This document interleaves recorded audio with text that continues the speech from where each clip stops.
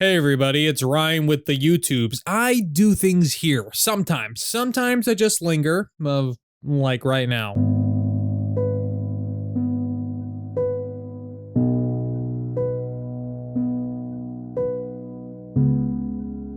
Yeah, I'm joining the trend here. 5 things that I want to see in Knights of the Old Republic 3, or Knights of the High Republic, or just a new Knights of the Old Republic type game. Folks, I love Knights of the Old Republic, if you can't tell by the fact that I'm doing a third video on Knights of the Old Republic despite having no information on the new game or the rumor. I used to peruse the forums and the posts when I was younger online, speculating when we would get another entry in the series. I have mentioned this quite a few times, but maybe this is the first time you're hearing me talk about it, and that's okay. I participated in the discussion is all I'm trying to say. You know that cool thing you can do on the internet where you do like limited research but claim to be an expert? That was me, but with a Knights of the Old Republic sequel. Now, of course, I'm older, wiser, and I like to think more responsible. At least I definitely feel older. Now, before I continue, I just want to do that annoying YouTuber thing where I ask you to subscribe. Yes, it is annoying, but it does help this channel get exposure. At the very least, I can use it as evidence that some people like me. Even then, it's circumstantial, but come on. Bit of behind the scenes here, or inside baseball, such as it is. Here I like making more work for myself. I recorded a version of this video, and I started editing it with 10 things I want to see in Knights of the Old Republic 3, as opposed to 5. But then I thought, this is stupid. So I decided to do 5 things instead. I thought it would allow me to focus more on certain things and explain a bit more, or at least avoid a 3-hour long video. I also tried to just script this one a bit more than the one I initially recorded because I didn't want to sound rambly or repeat myself 4 times in a sentence, which I do have a bad habit of doing. Obviously, I'm not vain enough to think that my list here is definitive, the end-all be-all, or even super comprehensive, but I tried to pick things that I think kind of hit every category: gameplay, story, mechanics, design. But again, this is just a few things that I want to see, nothing crazy, but I feel even just a handful of these things would really modernize the experience for newer fans and of course older fans alike. One last thing before I begin, I do want to tell you I do have 2 videos already where I talk about the rumors and the news of new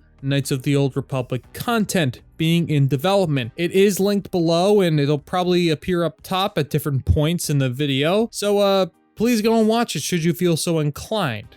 Now, of course, let's get into it. Now, as you know, the rumor is that Aspyr Media, or Aspyr, I don't know how you pronounce it, is working on the new Knights of the Old Republic game, or Knights of the High Republic. We are not sure yet. They were recently acquired by Embracer and confirmed to be working on a game with a budget of at least $70 million.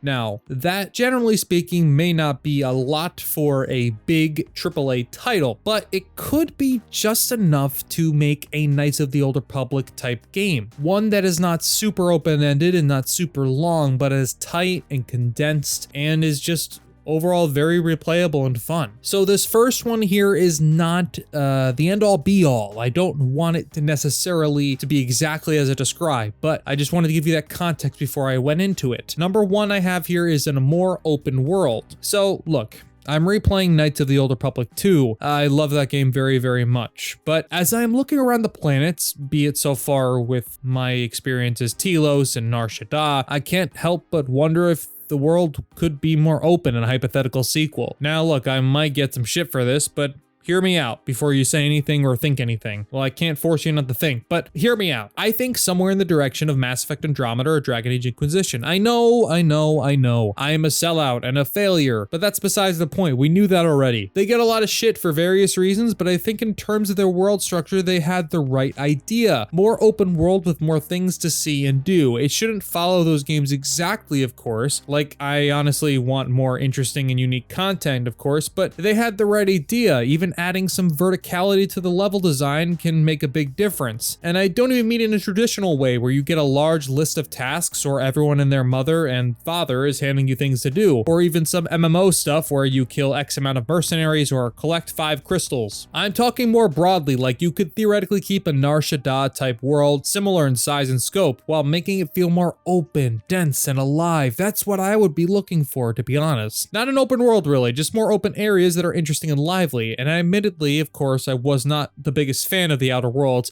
but it always felt like there was something going on in each of the game's areas, and that's something quite special for a game that narrowed its scope to more hub-like areas. This next one is maybe an obvious one, but I think I'd like to mention it anyway. 2 more populated planets and cities. Okay, so again, this one might seem a bit obvious and kind of goes hand in hand with making the areas more open, but it's something I often think about. Knights of the Old Republic games, they're both great, and I love them dearly. This goes hand in hand with getting these more powerful PCs and consoles as well, but I would like to see more populated cities and planets. It doesn't need to be necessarily people or different sentient species. Wildlife works too. I also feel it just goes hand in hand with, again, I said hand in hand a lot, but it does go hand in hand also with larger worlds to explore, where not only should they be larger, but they should be denser and more populated. I don't want it to just be hamstrung or fake, of course, like don't just throw people in cities just because, you know, why not? There should be a purpose to it. Going back to Knights of the Old Republic 2, the worlds have this kind of like static feel to them. Not much is happening. And look, that's fine for a 2004 game and conversely a 2003 game, but I think we have more powerful machines so we can make the worlds more populated and dense and even detailed. Number 3, nuanced dark side and light side choices. Again, I love both Knights of the Old Republic games. Have I mentioned that? I probably have. And while I acknowledge that the original is just overall a way better game, I don't think anyone's disputing that, just based on the fact that it was allowed to be finished. Sorry, Obsidian. Knights of the Old Republic 2, despite its issues, remains my overall preference, and if you still haven't at this late date played it, it's worth playing on PC with the restored content mod. It's honestly one of the best experiences, and I'd argue most definitive ways to play the game. However, a very, very easy thing I think they can improve on in a sequel is more nuanced choices. Morality system in games, it can be difficult because it kind of feels like you're just signifying to the player what is good or bad or anything in between. Typically, my strategy for my replay with KOTOR is I'll do KOTOR 1 light side, then do KOTOR 2 dark side, and then go back again, but vice versa. I just feel like, generally speaking, it feels more like it makes more sense rather, story-wise, that 2 for me is a dark side story. But playing Knights of the Old Republic 2, I can very much attest to the fact some of these dark side choices are just downright ridiculous.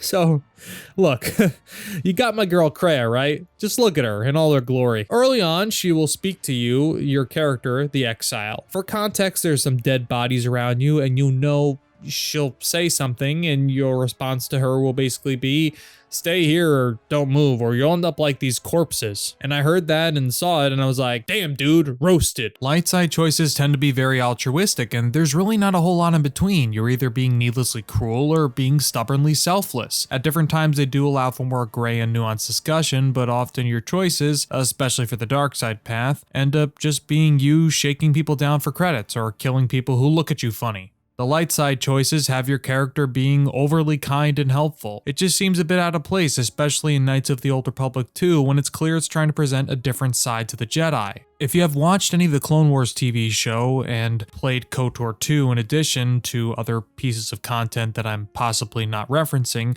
you would know that the galaxy at times has had a very different view of the Jedi than the Jedi have had of themselves. Where the nuance comes out at its best is when you either corrupt your companions to the dark side and turn them into dark Jedi, or when you convince them to renounce their dark past and embrace the light. But generally, they both struggle to have that nuance. Take, for instance, there's a part where this guy claims that the Ebon Hawk, your ship, is his. So he goes to claim it. Later, there's a scene where some slavers try to take over your ship and capture this guy, and of course you stop them. You can of course make the slavers then swear fealty towards you. And then the guy who tried to claim your ship as his is all like, sorry dude, this got out of hand, and you can have the ship, sorry. And you can be like, yo slaver bros, take this guy with you as a slave. And I'm like, damn dude, roasted. But seriously, that is a consistent thing throughout the game and both games in different ways, and I think just offering more nuanced decisions that are deeply layered with unintended consequences or even intended can really add some depth to the story and characters and even how you play the game. It's that age-old chaotic good, neutral good, chaotic evil, neutral evil thing. Though one of the funniest things is saying something so inexplicably rude and evil and having your companion have a very gentle reaction, because after all, they're still traveling with you, I guess. More action-oriented combat. Ryan, you're suggesting what we think you're suggesting? You're some kind of casual bro? Nah, I just think I know what might work better. Look, I am not a Knights of the Old Republic combat defender. I really do enjoy the fights in those games, but I think getting away from the kind of faux turn-based / round-based combat system and moving to a more action-oriented system, I can't say words apparently, a more action-oriented system would be much more appealing to modern audiences, because realistically, you and I don't mind, or we love the combat, and that's understandable. We like these games, but we also have to be honest with ourselves that the combat is kind of outdated by modern standards. That doesn't mean I want the combat to lose its depth or complexity, but I think maybe just something a little more action oriented would sit better. Maybe if it played similarly to Fallen Order, or at the very least took inspiration from Fallen Order. I get Fallen Order is more of an action title. I don't mean dumb it down or make it an action game, but there is some inspiration to be had there. All right, look, I hear you. I sound like some kind of casual. Well, look. I have played these games many times over the years, and even recently played games like Divinity Original Sin and older Final Fantasy games. I am not opposed to combat if it feels good or works well. So even if, say, they want to keep the gameplay faithful to the originals, something I am not entirely opposed to, we can all agree it has to be modernized to catch up to modern day audiences, especially you and I who love these titles, man. Our tastes have changed. We need new stuff. But again, I really think a more action-oriented combat system is just the way to go. Customization, last but not necessarily least or more important than the other things I listed certainly. There's a lot of things that we all love about Knights of the Old Republic, and I love them too, if I have not mentioned. But again, another thing I think was forgivable at the time but will be good to have now is more robust customization. In the originals, you could just basically pick a preset character, and sure, you could pick your lightsaber color and stats and whatnot, and it would be great to have some more choice in how your character looks, maybe how their lightsaber looks and reflects their personality. Again, I hate to keep bringing up Fallen Order, but the way the lightsaber customization works is very robust, and I think you could take some cues from that game's lightsaber customization, maybe by adding stats into the various pieces you can apply to it. Just don't take the outfits from that game. It's disgusting and terrible. Like, ponchos, really? It would be even cool if you could make experimental builds, like maybe you have a lightsaber but you're not a force user, or you have the force but mainly use a blaster. More choice in combat, out of combat, and in customization options is always a good thing and adds replayability to the game. They could even go a step further and say you are a Jedi, or maybe you're a force user. You can customize your robes or even your outfits to make them more unique to you and your character. I would even further punctuate this point by saying, maybe, depending on the story, give us the ability to play non-Jedi or non-Force using classes. This may not work for story purposes, but if it can, why not?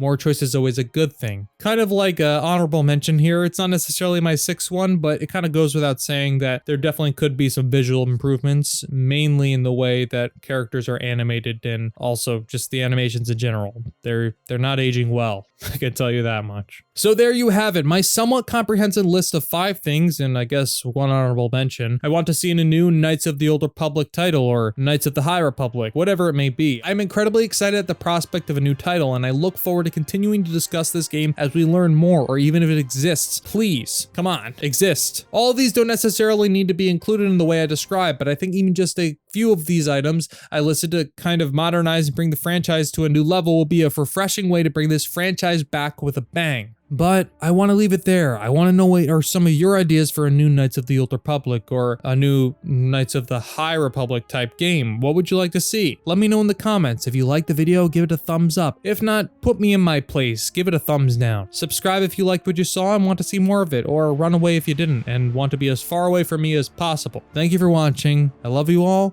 and I'll see you later.